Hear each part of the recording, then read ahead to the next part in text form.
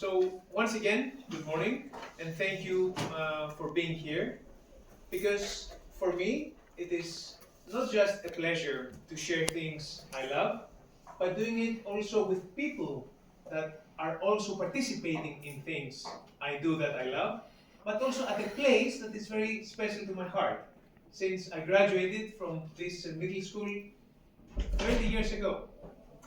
So in those 30 years that have passed, obviously I've not been involved with MUN, but in the last 20 years or so, I had the pleasure to be introduced as a university student at an international MUN conference organized by Harvard University in Athens and then in Istanbul. And having had the opportunity, while having had done a lot of parliamentary debating, the famous BP debating, in case you know it, I was very happy to meet many young people from all over the world that are passionate in discussing about our world. Because in the end, Model United Nations is a discussion.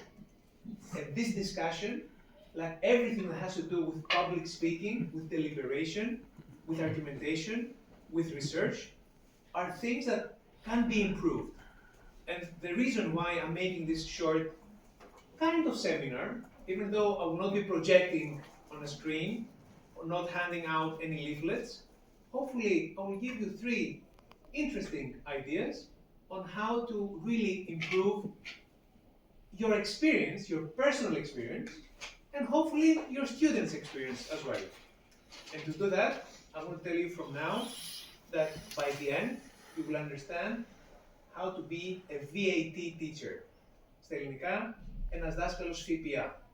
And if you don't understand what it is, you'll find out. So, the 3 things I want to share today have to do with using some basic rhetorical skills, using, I would say, the internet in a way that is creative and useful, and also having the ability to really make yourselves available to your students. Let me explain. So, in public speaking, in rhetoric, you are expected to be present, to be with your body in a place, sharing your ideas to everyone around. And what I have seen in many model United Nations, and this has really increased in the past 5 years or so, is students standing up, trembling, holding up a mobile phone, and reading very slowly, and that's it. This is not what Model United Nations should be. The Model United Nations I've experienced as a university student is having passionate students knowing their topic, representing a country in a way that is passionate, a way that is really engaging. And the first thing I would like to help you convey is speak, and so make your students learn how to speak in order others will listen. Have your students listen in a way that they understand. And have your students understand so that they will be able to continue speaking part of the discussion. So let me explain those 3 aspects. When you speak in order so people will listen to you, it is important that you look at them. If you look at their cell phone or your notes, you're not engaging enough. You're not really making the connection so others will look at you and try to focus on what you're saying. So this is really basic. Why not, in order to prepare your students for the next MUN conference, this half a minute, 45 seconds or 1 minute policy statement, why not have them learn them by heart? Why not teach them how to say those words without actually reading them? Okay, they could have maybe a small piece of paper with some keywords, but train them in such a way as to stand out and speak directly to the audience. and speak in a way that their voice is actually heard. So, a very basic vocal exercise. Start, and if you want, you can do it with me. Warming up your apparatus, okay? If you were a biker, you would ramp up the engine before starting. So, why not we ramp up the engine? And the basic things that we have to do is our tongue. So, follow me. La, la, la, la, la, la, la. Very good. Now, roll your R.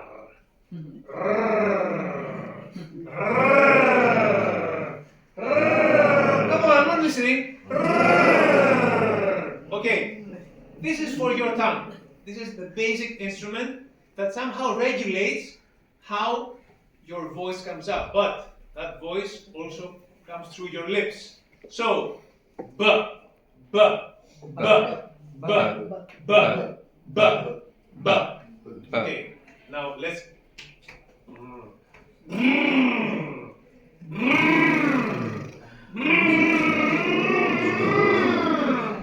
Okay, listen, if your tongue and your lips are energized, you have a different feeling of how your voice sounds. And by raising your voice, you increase and decrease. And this is the last vocal exercise you can do with your students. It's called the siren. And by the way, I strongly urge you to find a great speaker that is a TED speaker called Julian Treasure. He's an amazing coach, a voice coach, and he says, do the following. If you do only one voice exercise, just do this. Do wee, woo, wee. Let's do it together. Let's raise our voice and then lower it. We have to increase our range in order to warm up our voice. So, let's do it together. Wee! Wee! Wee! Okay, your voice is now warmed up. It's more clear. And you can increase the volume without much strain. Because the most important thing when you're interacting with your audience is to have enough voice to be listened to. So speak so others will listen to you. And do that by warming your voice, raising your volume, and look at them at the eyes as much as possible. So, if you do this, and you can show this to your students, and you train them, they can deliver their opening speeches like that. And a very basic framework is have a hook, have the message, and have a call to action. 3 parts of a very basic speech. Say something or do something that will attract the attention. And then say your message in a clear way. And in the end, this message should complete to a call to action. What are you asking them to do? So it can be something as simple as right now in Northern Africa, many people are dying under the waves because people are trying to move for a better life. And this is the tragic situation in moving migration people from North Africa to Europe. We, as the European Union, let's say that we're in a committee of the European Union, we have to really discuss how we're going to stop this tragedy. And to do that, we really need to improve our relationship with the Northern African countries. And this is why I call upon all of you to sign this specific petition, blah, blah, blah, blah. So it can be something as short as that. But if you empower your students to actually deliver this speech, standing up, with their hands open, their eyes to the audience, with their voice warmed up, their experience is going to be more powerful and more effective. So, number 1 point, remember that you have to really improve their rhetorical skills. Because Model United Nations is a discussion. It's a discussion in order to create a document, but in order to convince others to move, to work with you, move them through your voice. move them through your eyes, move them through your ideas.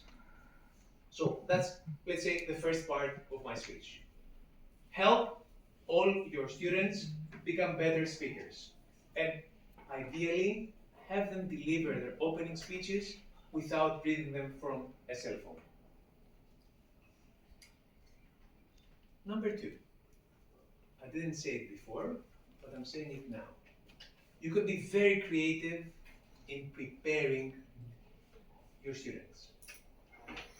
About 15 years ago, when I first tried to train an MUN club, as a graduate from the University of Athens of Political Science, I had a friend who was a diplomat. So I spoke with him, and he gave me the direction. Since we were supposed to represent Denmark, I called the Danish embassy. And I said, we are a school, so-and-so, and we're going to represent Denmark. I have 6 students who are in these committees. Can we speak with a diplomat? And they said, of course. And we organized a meeting, and we went to the Dutch embassy here in Athens. And over the years, I had the pleasure and the privilege of going to the embassy of Montenegro, of going to the embassy of Egypt, going to the embassy of the Netherlands, Denmark, Netherlands. We had a discussion over the phone during COVID with the embassy of Japan. So over these years, the kids that had the opportunity to actually visit an embassy and speak with a real diplomat, it was an amazing thing that they kept talking about it over the years. To prepare to participate in this 2-hour meeting, they had a motivation. It was not just speaking in front of students, but speaking to a diplomat. So their research meant something. And this extra motivation really made them focus more. Of course, I helped them. But in the end, it was their work, because they had the opportunity to have their words matter.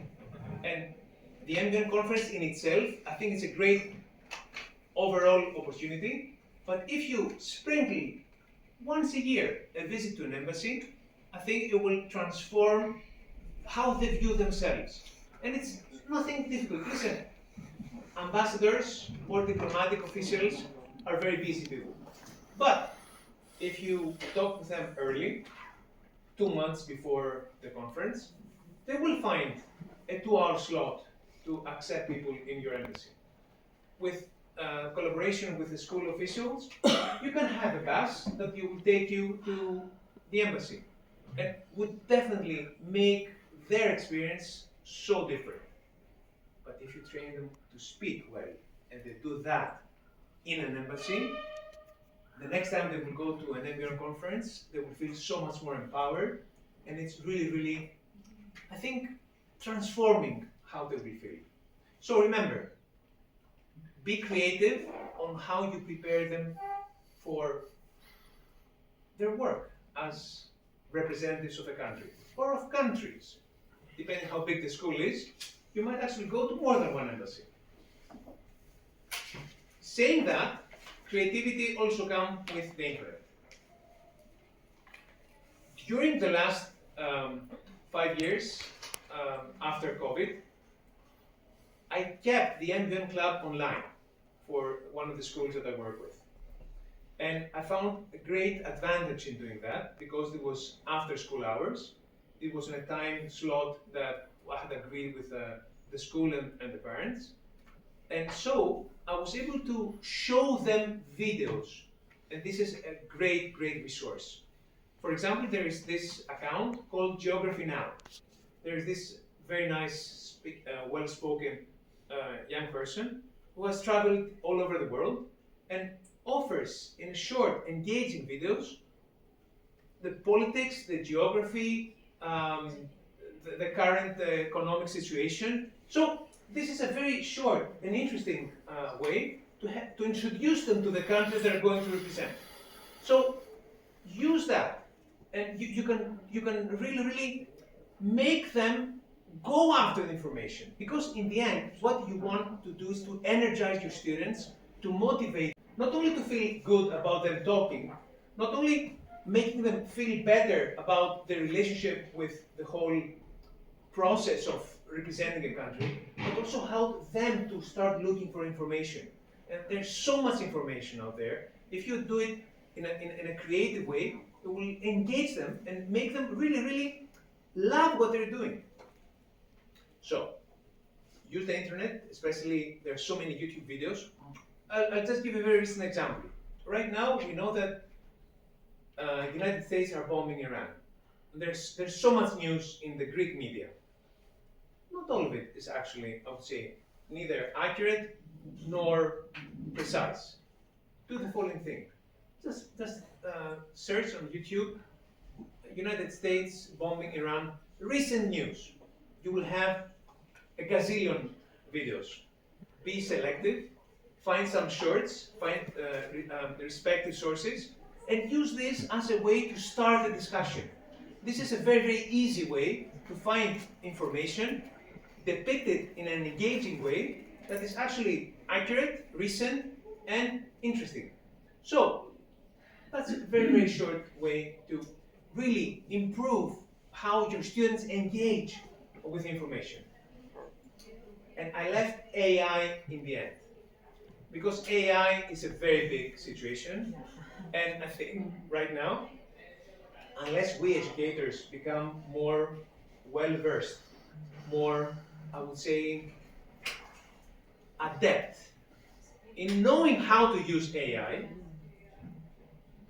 we're going to help our students actually use it in a creative way that will not take away their effort, because what we call cognitive offloading is a very big danger right now in using AI as an educational tool, because very easily many students will just write a prompt, get something easy, and use it as if it is their work. But if you teach them how to interact, how to reprompt, how to make the use of AI as a way to engage with a variety of information and learn how to somehow combine it in a meaningful way with your search, with your example, AI can be an amazing assistant in our effort for you first to understand many topics, but then to help them understand in a way that is more engaging and interesting. So, there is no magic wand. What is there? It's your effort to add value to your students and their experience. And what is VAT, FPA? A VAT is a value adding teacher. FPA είναι, μπορείτε να σκεφτείτε οι Έλληνες, τι θα μπορούσε να είναι το FPA? Είναι ο φορέας προστιθέμενης αξίας. What you're doing is adding value in the experience of your students.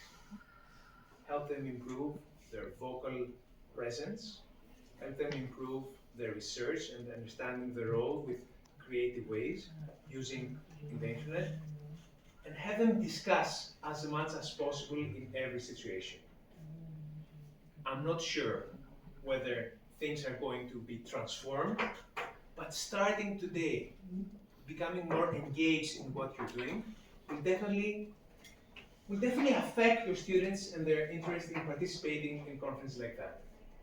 Some of you, this is some of your first conferences. Some of you are really experienced.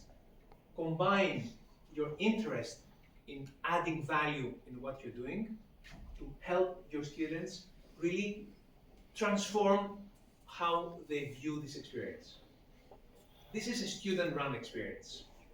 And one final tip I would add is, I think the teachers who have had students in many years, make them apply for student officers. The whole process of making them become co-chairs or chairs or go to advanced committees, this is exactly how they will learn things better.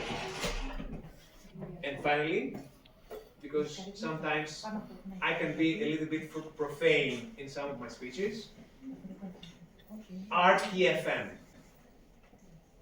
Do you know what RTFM is? This comes from a computer language. When people are calling to, customer support, and they're asking for some very, I would say, stupid questions. And the answer is always, read the manual. There are manuals out there. Please, read them and make your students read the manuals. And right now, the MSK MUN has translated the manual in Greek. So there's no excuse. You should be reading and knowing the basics of how MUN works. And by doing that, by engaging your students to speak better, to be more engaged with the material that is so abundantly available over the internet, using AI, maybe even visiting an embassy, all this will definitely make your students become so much more engaged. Now, some of you, since you've been around for some years, have already discovered things that are useful at work. Why not share it? Share it as much as possible. Help others. Because you see, this is not a me versus the others. This is, we are all into this together. MUN, in contrast with, let's say, debating or rhetoric competitions, is not really what's the best school. It's how to make this experience the best for everyone. And the more prepared everyone is, the better the experience for everyone. So, share your ideas. Be active. Be, I would say, motivating. So, for all these things, I would like to